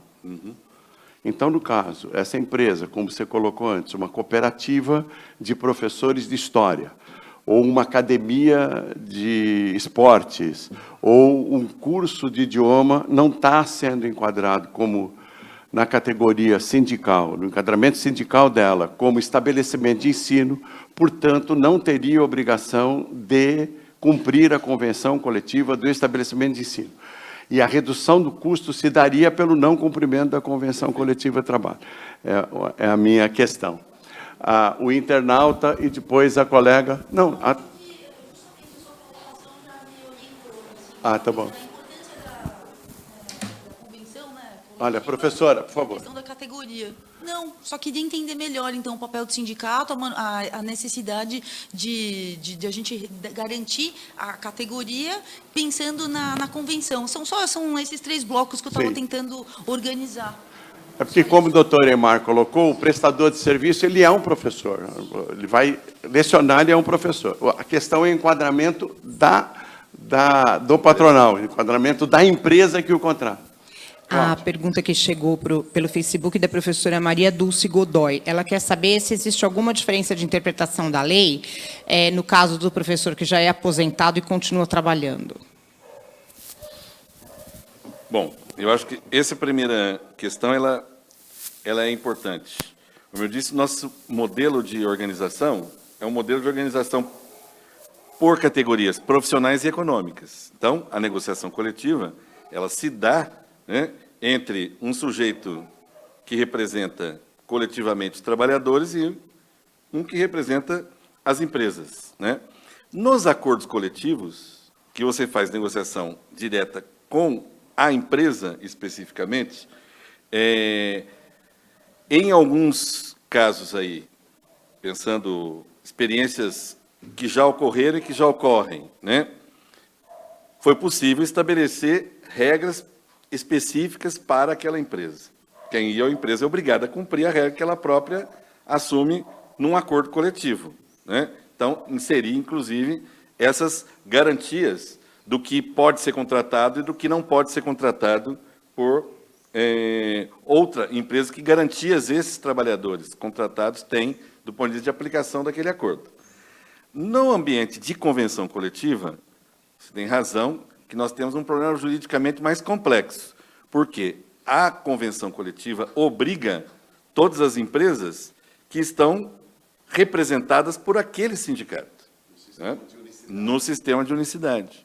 Então, aquele sindicato que fala em nome das escolas, digamos, se ele não fala em nome de outras que podem prestar serviços dentro das escolas, de fato, esses outros não estariam representados por ela, né? Bom, para isso, no caso das convenções coletivas, o que se pode também trabalhar são, de novo, os limites do que pode ser contratado por outra e, em sendo contratada, como será a obrigação de quem contrata, ou seja, de quem toma serviço, em relação ao contrato que ela eventualmente possa fazer para quem presta serviço. Então, essa obrigação nas convenções coletivas ela pode estar estabelecida, até que nós tenhamos condição, e eu acho que vai ser inevitável que façamos isso, mas não é para amanhã, porque isso aí exige toda uma discussão de como é que se reorganiza o sistema sindical brasileiro, né? Tanto de um lado quanto de outro, né? Então, até isso, até que se faça, o que se tem que fazer nas negociações coletivas, saber qual é o objeto de cobertura, a quem ela está cobrindo, né? Que aí você faz, bom, tudo bem, eu represento a escola, agora, ela, quando for contratar uma outra, quais são as obrigações dela nessa contratação? Que limites que ela pode ter? Isso eu posso estabelecer numa convenção coletiva e ela terá que cumprir, né? Bom, e a pergunta que veio da internauta sobre a legislação não fez nenhuma alteração específica de quem já estava aposentado e retoma trabalho. Então, não há, nessa nova, na lei da reforma trabalhista, nenhum ponto específico sobre isso, né? Então, ela terá todas as consequências, digamos assim, como qualquer outro trabalhador, estando já aposentado ou não, né? Tá? Pois não? Professor Luiz Antônio? Pega o microfone, por favor. Eu não fui convidado para a palestra, mas eu quero responder um pouco mais claramente essa questão do sindicato. Mantido o atual sistema sindical, a nossa situação será draconiana, seremos draconianamente penalizados. Esse entendimento vocês têm que ter claro. Mantido o atual sistema sindical, a situação será caótica. Porque de unicidade e representação de categoria, porque nós não representamos os que estão na escola. Nós representamos, no sistema atual, os professores que estão na escola. Os que não são chamados de professor, não, eu vou falar uma coisa assim, mas me leve bem na tranquilidade. O que não é professor não é problema nosso. Então, esse é claro que é problema nosso. Todo trabalhador é problema nosso. Não é isso que eu estou dizendo. Não vão dizer aí que eu disse que não é problema nosso. Todo trabalhador é problema nosso. Não é isso.